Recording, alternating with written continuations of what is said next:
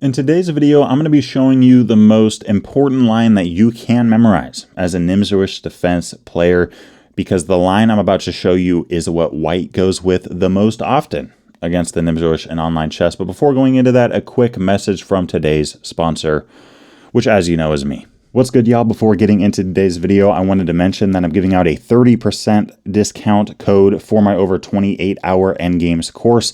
If you're interested in that, go down to the link below. Go down to the description, pick the link, plug in the discount code CHESS25, and you will receive 30% off on your purchase, whether you get the Endgames course or really no matter how many courses you decide to get. Only good through the month of September.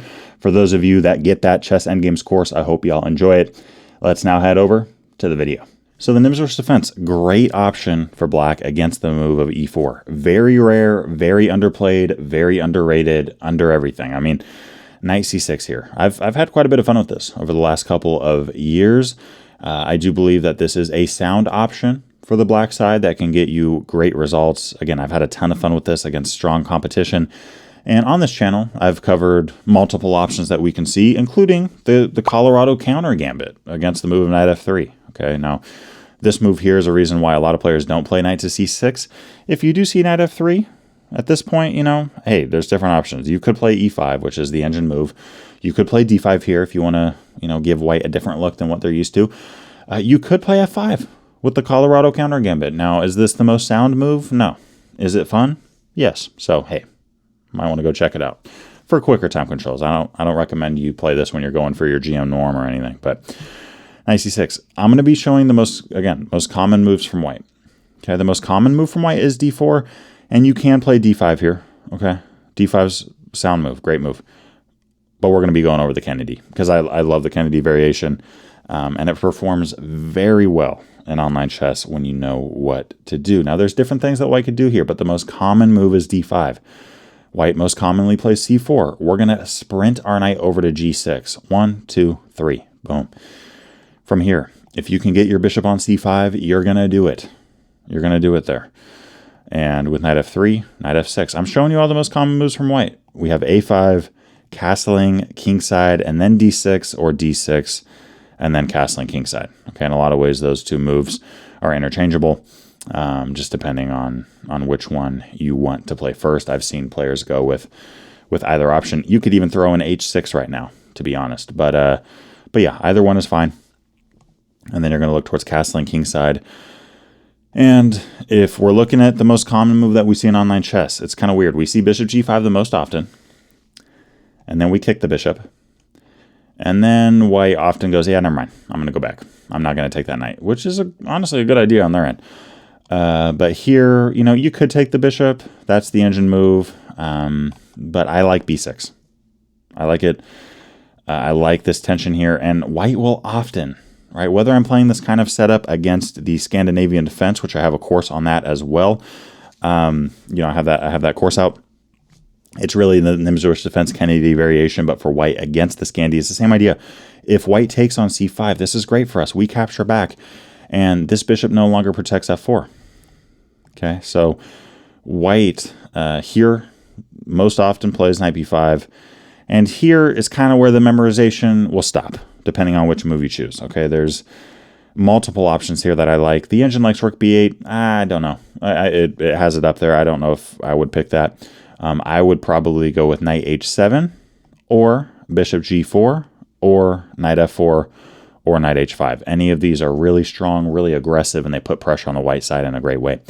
But let's go back to the start here. Again, knight c6 and then e5. Let's just go over some different things that we can see. Okay. Now we're going to be going over the other possibilities. That, again, though, is the line that I recommend you memorize.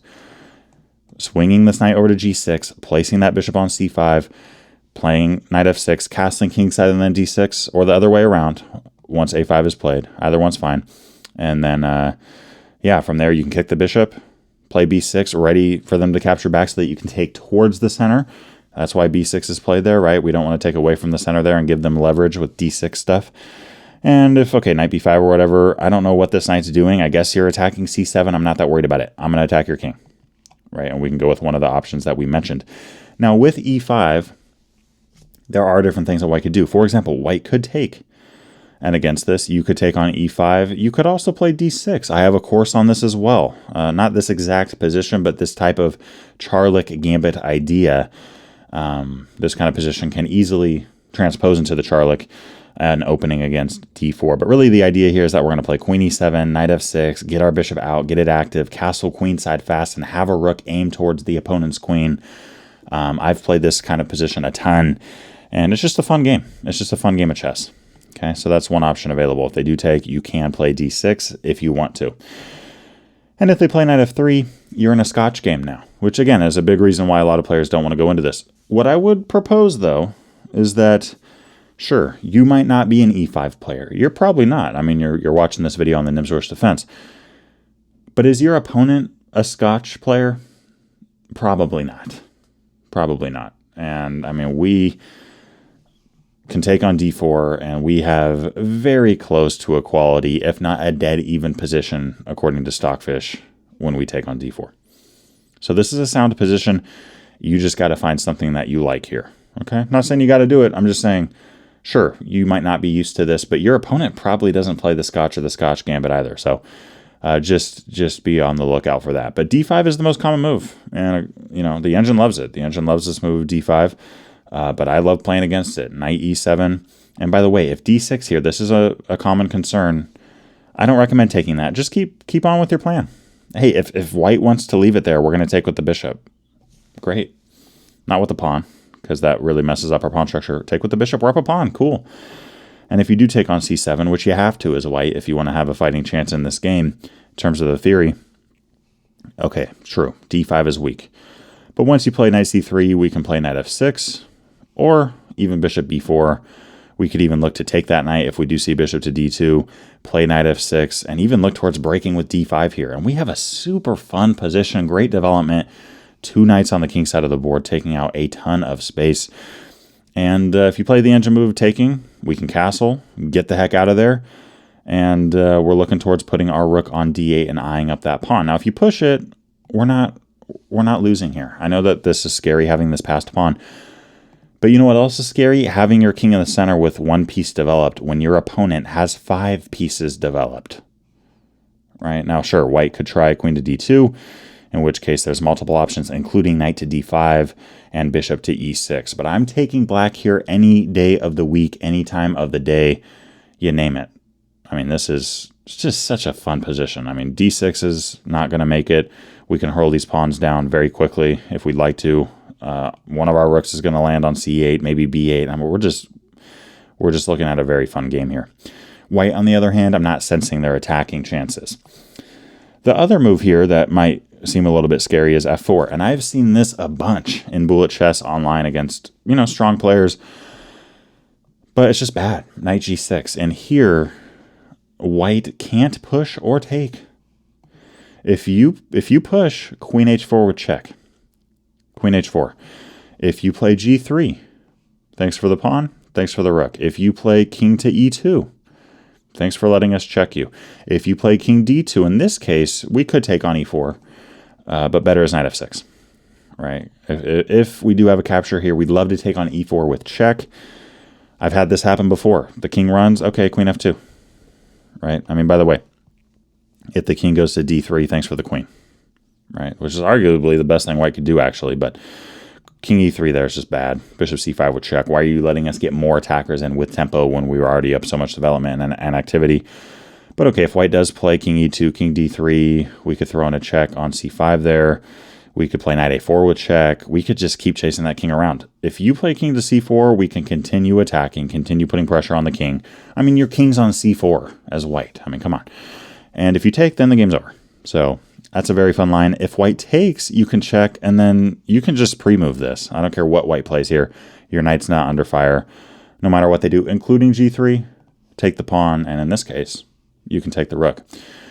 So bad move and bad move. As you can tell here, white just can't punish the Nimzowitsch defense Kennedy variation. You just can't do it. Now c4 is the most common move in online chess. We have knight g6, and if I'm white here, I'm playing bishop e3 to stop that. But not a lot of players know about this idea. Not a lot of players know what we're going for. We put the bishop on c5. We put our knight on f6. I mean, if you try to leave, right, if you go for our bishop right now, We could snatch off the pawn on e4, double attacking f2 and guarding our bishop on c5. That's a good option. That's a playable option.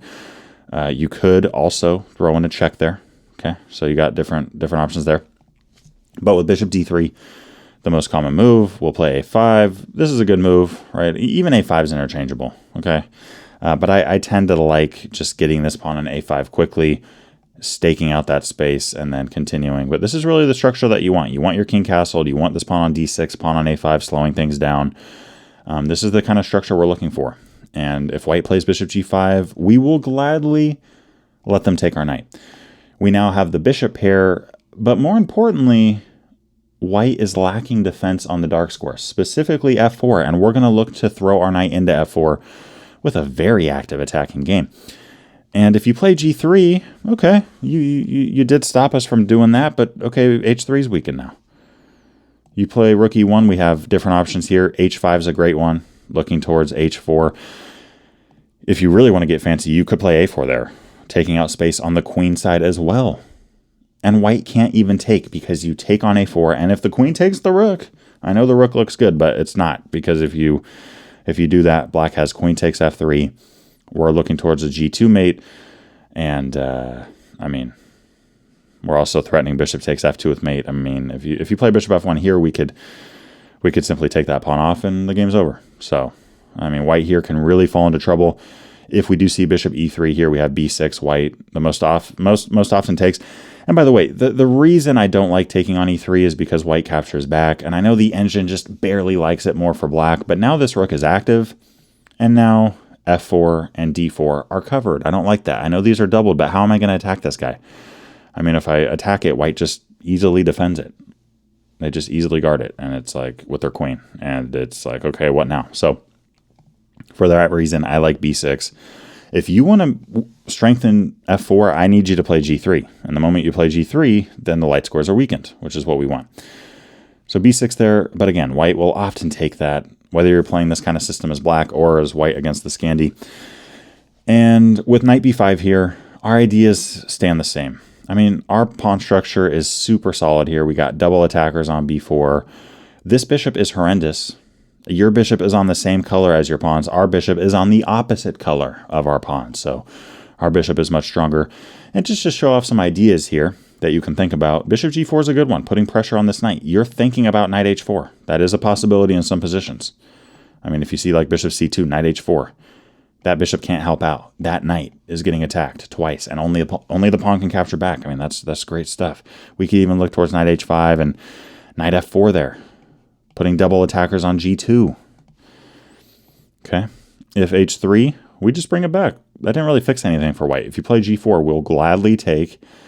And if you guard your knight, we have knight f4. And we have f5 ideas, breaking this thing open with our rook. We can also go with a 1-2, going towards the king. But we're absolutely crushing this. We're about -4 right now as black. So that's one great move, bishop to g4. Another idea is just going, yeah, I'm going to throw the knight in. I mean, why not? If you do see g3, you could either take the bishop and keep going, or my personal favorite, throw in a check and then pin the knight. Is white feeling comfortable here with their light squares? I doubt it. I wouldn't, at the very least. With knight b5, you could also play knight h5. And using this kind of idea, it's important to have this pawn on h6. Okay, it's important because if this pawn's not on h6, in multiple spots, white could take on e5 and then take on h5. Now, in this position, even if our pawn was on h7, bishop g4 would still trap the queen. It still would.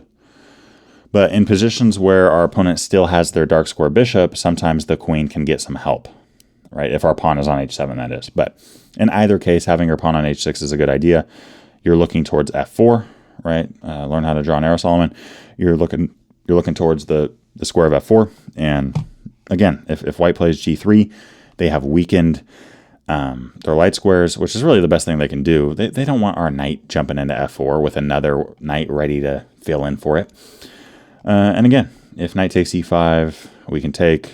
And here we have bishop to g4, a surprise trap that really does a great job for us. Okay, so Really dangerous stuff here. Really fun stuff in terms of playing this out. Again, you know, at first sight, when you're playing this kind of thing as black and you see this move knight f3, you might get mad. You might want to, you know, slam the table at first sight, right? Like, why am I getting into this kind of position? But hey, what I would say is that your opponent probably doesn't know this position well either. They probably just don't want to go into your theory with the Nimzowitsch. So, and all that said too, I mean, this is not considered like the strongest line for white at all in terms of opening theory. Playing the Scotch, it's just not. Okay, we take on d4 if white captures back. We have multiple options. The most common at the top levels is knight to f6, putting pressure on e4. If we see a capture, we can take towards the center. If e5, queen e7 is something that we see a lot of top players relying on. With knight d5, we're totally okay here. Right, we're totally okay. In fact, right now the engine's telling me black is slightly better. So, you know, maybe we're even, but it's very close. But again, the main line that I recommend you memorize is the following: e5, swinging your knight over, putting the bishop on c5, and then at some point playing a5, looking towards that idea, right? d6. a5 is also important because you're giving your bishop room to escape, really. I mean, I like a5 and a4, depending on if I'm playing this as white or black. Hikaru seems to put the pawn up one square, and there's pros and cons to that. If you want to see a video on that, let me know.